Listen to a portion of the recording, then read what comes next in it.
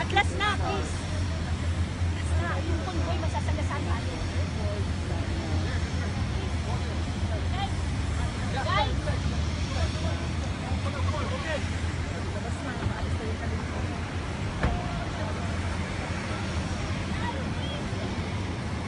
Wait.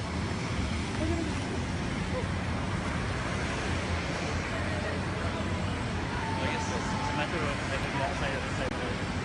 Yeah.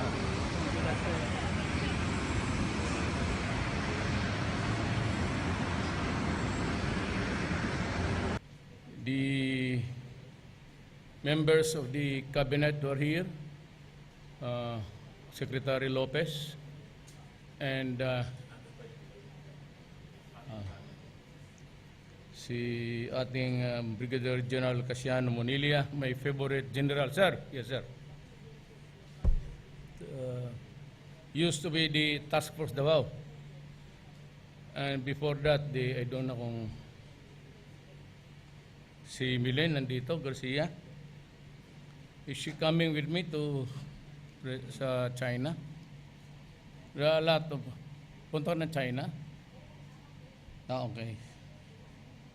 Si Miss Udang, my fellow workers, my countrymen. I will depart today for Brunei, Darussalam, to meet His Majesty Sultan Haji Hassan Al Bolkiah.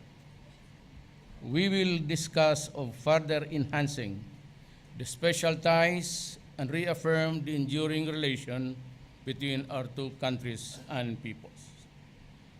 I will seek to foster closer cooperation, especially within the context of ASEAN.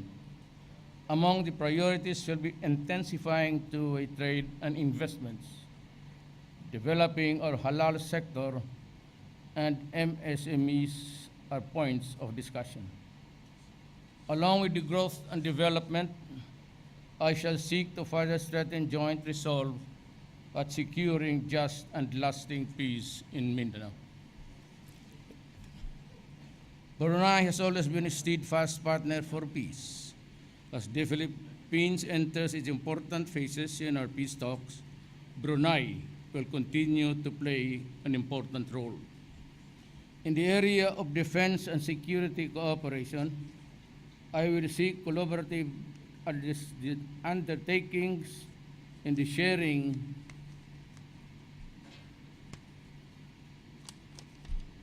and expertise on maritime security as well as capacity building. I will seek closer collaboration and mutual support in our campaign against illegal drugs, an important step towards attaining our common goal of realizing an ASEAN drug-free community. I am also to meet with the Filipino community. It will be an opportunity to thank them for their contributions to socioeconomic development and to apprise them of developments here at home. After Brunei, I will proceed to the People's Republic of China, where I will meet Xi Jinping, the President, and Premier Li Xian. I shall also meet National People's Congress Chairman Zhang Dishang. This is the first state visit of a Philippine President to Beijing since 2011 and signals a key turning point in both our histories. I will look forward to renewing the ties of friendship between the Philippines and China and to reaffirm the commitment to work closer to achieve shared goals for our countries and peoples. As we mark this year of the first 41st anniversary of the establishment relations between China and the Philippines, we will look at the sum total of our relationships. We shall seek ways to strengthen cooperation, particularly to intensify two-way trade and investments. I look forward to exchanging views with the leaders of China on how we can further improve our bilateral relations. We can identify emerging areas of partnership and various fields of cooperation. Upon my return I will report on the gains that the Philippines achieved during the visits. In both these state visits, we will continue to espouse cooperation and collaboration with friendly nations on the basis of sovereign equality, non-interference, and mutual respect. In all my dealings, I will remain true to the constitutional mandate reposed on me to pursue an independent foreign policy and to uphold the national interest of the Philippines. Daghang salamat. I can take a few questions before I go. We have 4 questions, Mr. President. Media is always entitled to the day to this bite. Mahirap yung I do not want to leave issues hanging. Tapos better that if I can answer it right now. There are areas of special concern, and many are wondering how I would deal with China on the matter of the China Sea or West Philippine Sea. We will stick to our claim. We do not bargain anything there. We continue to insist that it's ours and that the tribunal, international decision will be taken up, and but there will be no hard impositions. We will talk, and we will maybe paraphrase everything in the judgment and set the limits of our territories, the special economic zones. It will be no bargaining there.